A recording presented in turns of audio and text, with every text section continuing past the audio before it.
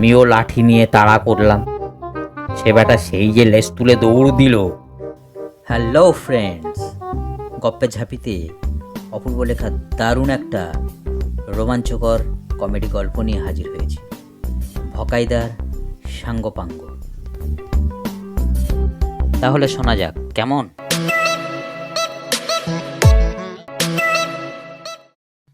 ভকাই বড় ভালো ছেলে, পড়াশোনাতে বলো আর খেলাধুলাতে। প্রথম ছাড়া দ্বিতীয় হয়নি কখনো। বিএসসি পাস করে চাকরি বাকরি না করে কয়েকটা সাঙ্গপাঙ্গ জোগাড় করে এ পাড়া ও পাড়া সমাজসেবা করে বেড়ায়। ওর নামটা যে কি করে ভকাই হলো কেউ জানে না। বাবা মা অনেক আদর করে নাম রেখেছিল ভক্ত। তো ভক্ত থেকে ভকাইটা যে কি করে এলো স্বয়ং ওর বাবা মাও জানে না। ওর থেকে বয়সে ছোট সব বাল বাচ্চাদের নিয়ে গ্রামের শেষে একটা বট গাছের গোড়ায় ওদের আড্ডা বসে। আড্ডাটা নেশার মতো হয়ে উঠেছে। বিকেল হলেই সবাই হাজির।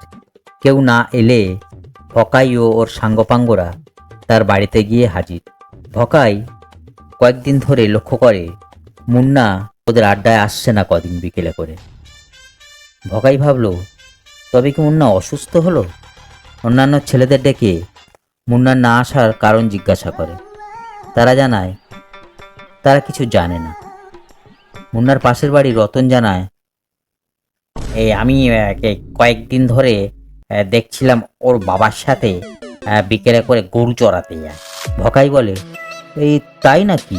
হ্যাঁ, তা তুই একটা কাজ কর তো, মাঠে চলে যা, মুন্নাকে বলবি আমি ডেকেছি। রতন জানায়, ওর বাবা যদি আমার তাড়া করে? ভকাই বলে, তা পালাবি। রতন বলে, আচ্ছা, বলে চলে যায়। ভকাই চিৎকার করে বলে, আরে তাড়াতাড়ি আসবি রে। যাই হোক, কিছুক্ষণ পর রতন ছুটতে ছুটতে আসে, চিৎকার করে বলে, ভকাইদা, মুন্নাকে না খুঁজে পাওয়া যাচ্ছে না কাল থেকে। ভকাই বলে, মানে? রতন জানায়, মানে টানে জানি না, তুমি এক্ষুনি চলে এসো। তো সবাই মিলে দৌড়ে মুন্নার বাড়িতে চলে যায়। গিয়ে দেখে মুন্নার মা হাউ মাউ করে কাঁদছে আর মুন্নার বাবার 14 পুরুষ উদ্ধার করছে। ওরে আমার মিনসে রে, আমার ছেলেটাকে সর্বনাশ করলো। মুন্নার বাবা বারান্দার এক কোণে ঠোঁটো জগন্নাথের মতো বসে আছে।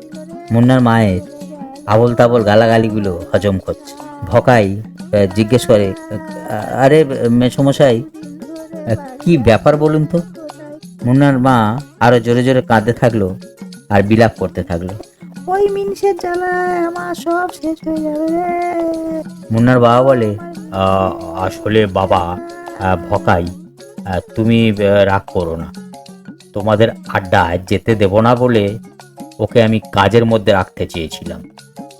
বিকেল হলে আমি আমার গাই গরু আর তার বাচ্চাটাকে নিয়ে চড়াতে যাই, যাতে করে ও মাঠের কচি ঘাস খেয়ে ভালো দুধ টুধ দেয়, এই আর কি।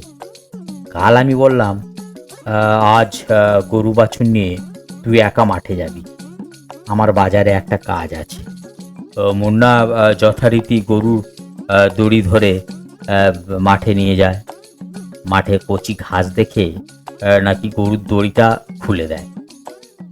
তারপর বাছুরের নাকি একটু আদর করতে যায়। বড় গরুরা ভেবেছে ওর বাচ্চার হয়তো মারছে, দৌড়ে এসে মেরেছে এক মাজায় গুঁতো। মুন্নার মাজা তো যায় যায় অবস্থা। ওই সমেত উঠে গরুটা যেমনি এক ঘা দেওয়া অমনি তার দৌড় শুরু। গরু একদিকে দৌড়ায় তো বাছুর আর একদিকে দৌড়ায়। সে একেবারে লেজে গোবরে অবস্থা। কোনো ক্রমে গরু বাছুরকে গোয়ালে এনে বেঁধে মোটা একটা লাঠির বাড়ি গরুকে যেমনি এক ঘা দেওয়া, গরুটা হাম্বা বলে ডেকে